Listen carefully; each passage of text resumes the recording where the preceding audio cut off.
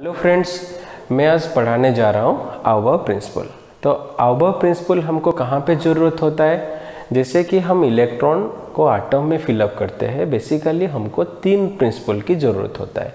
तो पहला प्रिंसिपल होता है आउबर प्रिंसिपल, दूसरे में आता है हून्स रूल और तीसरा प्रिंसिपल होता है पाउलिस एक्सक्लूजन प्रिंसिपल। तो मीनिंग ऑफ आउबर जो होता है, ये आउबर प्रिंसिपल में आउबर का जो मीनिंग होता है बिल्डिंग अप, इसका डेफिनेशन के हिसाब से अगर हम चलेंगे क्या होगा? Electron filled in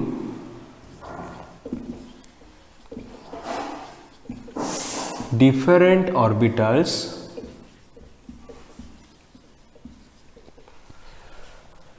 in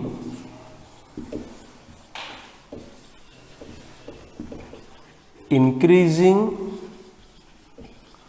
order of energy। इसका मतलब क्या होता है? इलेक्ट्रॉन जो फिलअप होगा, जिस ऑर्बिटल का एनर्जी सबसे कम है उसमें पहले फिलअप होगा और जिस ऑर्बिटल का एनर्जी ज़्यादा होता है वो बाद में फिलअप होगा। तो एनर्जी कैलकुलेट करने के लिए हमको दो प्रिंसिपल की जरूरत है, आई मीन दो रूल्स की जरूरत होता है। तो पहला रूल क्या होता है? N+L रूल, और दूसरा रूल होता है लोएस्ट N वैल्यू। यहां पर हम दो टर्म यूज करते हैं, एक होता है N, दूसरा होता है L। तो N किसको इंडिकेट करता है? N indicates principal quantum number, that means this indicates Bohr's orbit of an atom. Similarly, L represents the azimuthal quantum number.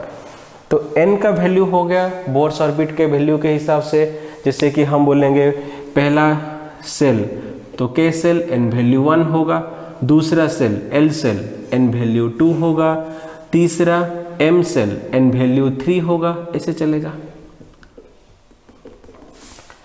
Azimuthal quantum number के हिसाब से अगर हम चलेंगे तो L वैल्यू जो होता है वो कैसे रिप्रेजेंट करता है? L वैल्यू अगर 0 होता है वो S को रिप्रेजेंट करता है, अगर 1 होता है तो वो P को रिप्रेजेंट करता है, 2 तो D होगा, और L वैल्यू 3 होता है तो वो F को रिप्रेजेंट करता है। पहला रूल क्या होता है? N+L rule. तो इसमें हम क्या करेंगे? जो प्रिंसिपल क्वांटम नंबर वैल्यू और एजिमुथल क्वांटम नंबर वैल्यू, ये दोनों को हम ऐड करेंगे। जैसे कि हम बोलेंगे 4D 3P, तो ये जो पहला वैल्यू होता है 4, ये रिप्रेजेंट करता है प्रिंसिपल क्वांटम नंबर वैल्यू को, और हम बोलेंगे ये हो गया आपका N वैल्यू। D ये किसको रिप्रेजेंट करता है? Azimuthal quantum number L value को रिप्रेजेंट करता है। तो इसका N वैल्यू क्या हो गया? 4। D का L वैल्यू 2 होता है।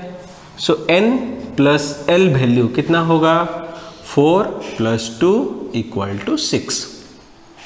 सिमिलरली अगर हम 3P के बारे में बात करते हैं तो ये 3 जो होता है वो N वैल्यू को रिप्रेजेंट करता है, P जो होता है वो L वैल्यू को रिप्रेजेंट करता है। तो N+L के हिसाब से अगर हम चलेंगे तो 3 का N वैल्यू 3 होता है, P का L वैल्यू 1 होगा। तो N+L वो क्या हो जाएगा? 3 + 1 = 4। तो अगर हम दोनों के बीच में कंपेयर करेंगे 4D एंड 3P, तो ये दोनों में से पहले कौन फिलअप होगा? जिसका एनर्जी कम होगा, और एनर्जी हम कहाँ से कैलकुलेट कर रहे हैं? N+L रूल के हिसाब से। तो N+L रूल के हिसाब से 3P का वैल्यू कम होता है, इसीलिए 3P पहले फिलअप होगा, उसके बाद में तुम्हारा 4D फिलअप होगा। तो ये हो गया आपका पहला रूल, N+L रूल। सो हमारा दूसरा रूल क्या है? Lowest N value. तो देखेंगे कैसे इसको हम करेंगे। सपोज मैं ले रहा हूं 3D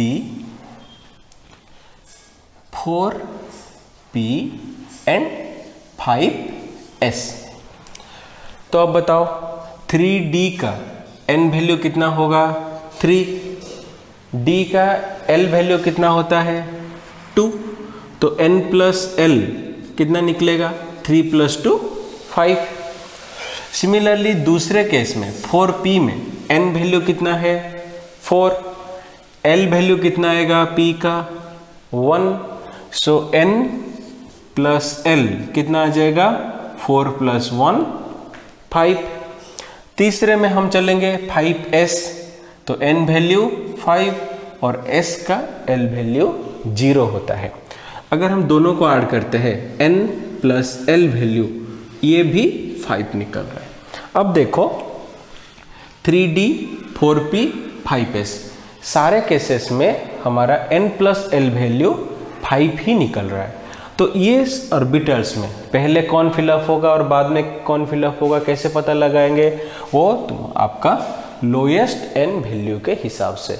इस रूल के हिसाब से हम क्या बोलेंगे, जिस ऑर्बिटल का n वैल्यू कम होता है वो कम एनर्जी बियर करता है, और जिसका n वैल्यू ज़्यादा रहता है वो ज़्यादा एनर्जी बियर करता है। तो इसका n वैल्यू 3d का n वैल्यू 3 है, 4p का n वैल्यू 4 और 5s का n वैल्यू 5 होता है। तो अब ये तीनों ऑर्बिटल में n प्लस l सेम आता है, बट सबका n वैल्यू अलग अलग है, और इनमें से जिसका कम n वैल्यू होगा वो पहले फिलअप होगा। तो अब देखो किसका n वैल्यू कम है, 3d का कम है, तो 3d पहले फिलअप होगा। उसके बाद में आता है 4, तो 4p उसके बाद फिलअप होगा, और ये तीनों में से सबसे लास्ट में कौन फिलअप हो रहा है 5s। तो हम अगर इंक्रीजिंग ऑर्डर ऑफ एनर्जी अब तीनों का लिखेंगे तो कैसे होगा, 3d उसके बाद आएगा 4p और उसके बाद आएगा 5s। अब हम lowest n value and n plus l rule दोनों रूल समझ गए।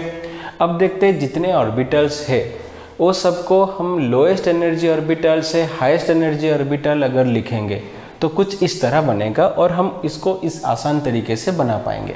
जैसे कि देखो पहले हम सारे s ऑर्बिटल्स को लिखेंगे, दैट मीन्स हम 1s से लेकर 7s तक लिखेंगे। 1s 2s 3s 4s 5s 6s और 7s।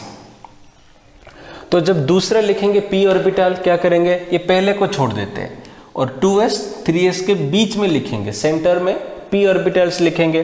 तो 1 का तो p ऑर्बिटल है नहीं, 2 का p ऑर्बिटल से, तो 2s 3s के बीच में लिखेंगे 2p, फिर लिखेंगे 3p 4p 5p 6p और लास्ट में आएगा 7p। नेक्स्ट लिखेंगे d ऑर्बिटल्स, तो वैसे ही पहले p का 2p को छोड़ देते हैं, 3p और 4p के बीच में लिखेंगे d orbitals, 3d 4d 5d 6d।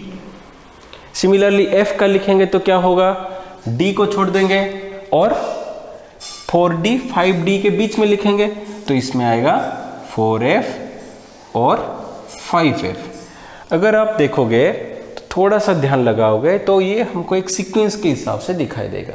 जैसे कि देखो अगर हम राइट टू लेफ्ट जा रहे हैं 1s, ये राइट से लेके हम लेफ्ट तक जाएंगे, फिर सेकेंड रो में आएगा आपका 2s, थर्ड में आ रहा है 2p 3s, फोर्थ में हम लिखेंगे 3p 4s, उसके बाद लिखते